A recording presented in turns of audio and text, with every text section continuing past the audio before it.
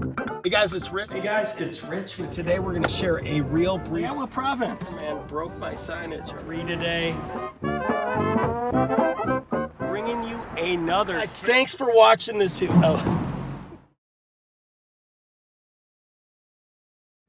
It's here, guys.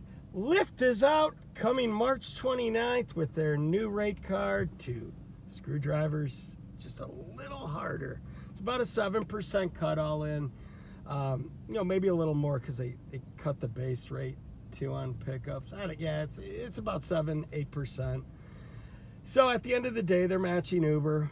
We'll see who's next to jump with even a lower rate cut, and then maybe the feds will come in and help us out even more by cutting the standard mileage deduction down to maybe a quarter a mile, since this country's virtually broke. What can you do about it? Nothing except control you and get out and find a skill, find a trade, find a job with long-term possibilities. There is no long-term in rideshare. There never has been. It's been talked about by many for a long time. Eventually it's going to get to the point where drivers are just angry, miserable, more angry, miserable people than they already are. So you have to figure out your next step in life. I mean, this thing is meant for a side gig. And I've talked about this when I see these. Yeah, they're idiots. Anyone who posts, oh, I can't wait, I'm going to quit my day job because I'm making $22 an hour. And then they blow a tranny, and by blowing a tranny, I mean a tranny in their car. And they realize, holy shit, now I'm $2,000, $3,000 out of pocket, or something else comes up. I mean, 60% of Americans anyway live paycheck to paycheck. This will just up that a little bit more. That's all that's going to happen. So you got to figure out, if you do want to do this, and XL luxury drivers, don't worry, you're next. Your time's coming. Quit acting like there's not going to be any pay rate or rate card cuts because you drive, you went out and dropped $50,000 on a Suburban. They're going to drop rates for every driver, pay rates, not what they're charging riders. They'll continue to do what they have to do to try to get to the black. What I mean by that is make money. That's profit jargon for making money. Right now, both of these companies have been operating in the red for a decade and for the foreseeable future. Did I think Lyft would do this during the current conditions, as a reward to thank people for driving and possibly getting sick or possibly even dying? No, but they did. And Lyft's going to do what it's going to do. Uber's going to do what it's going to do. They both, as we know, tacitly collude on driver pay. I don't know. I'm not a big regulatory guy, but at the end of the day, how low can it go to make the experience much better for drivers and riders alike? Not much, but that said, there's always someone more desperate, more dumb than you and I willing to do this, and they get out there, they get excited, and then they realize after 3 months, holy shit, I'm not making any money, and they quit. The attrition rates with these companies are atrocious, and they'll continue to be. People will get out there, and then, maybe they'll go down to doing 1 or 2 rides a week. And again, these companies never pushed or told anyone to quit their day job, but they do gamify and try to encourage people to work full-time hours, typically with their quests or their crazy 3 a.m. streak or challenge bonuses to keep you on the road out at the most dangerous times. And you don't get a dime extra for that outside of, these token little bonuses that just keep you on the road, and hopefully you'll get a ride matched. Hopefully you'll get enough rides matched to meet those, those little token bonuses that are they're just gimmicks. That's all they are. There's nothing else to say about them. So it's time for you to decide, get an education, get a skill, get a trade. Tons of people have talked about this. Those of you out here doing this 50, 60 hours a week.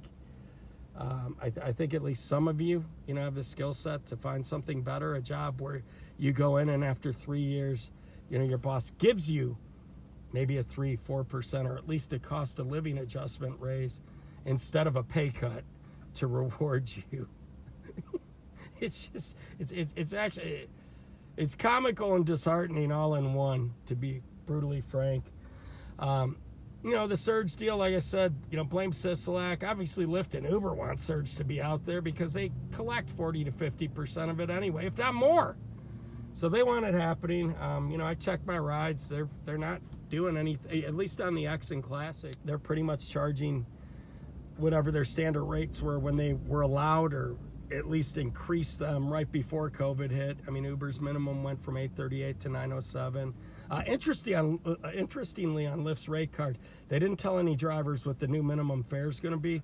We'll see if it remains $424 or it goes down to like $312 or $350, like rates that are real in other markets. You know, driving 10 minutes to pick someone up to take them 2 miles, and you get $3. At the end of the day, you are losing money unless you have, you know, at least in our market, there are opportunities to make extra and help people out at the same time. That's funny too. I see people, oh, I won't take people to those liquor stores. They're so expensive. You ever had a fucking drink on the strip? Oh, but wait, Rich, there's Walmart's, or not Walmart's, Walgreens and CVS's on the strip.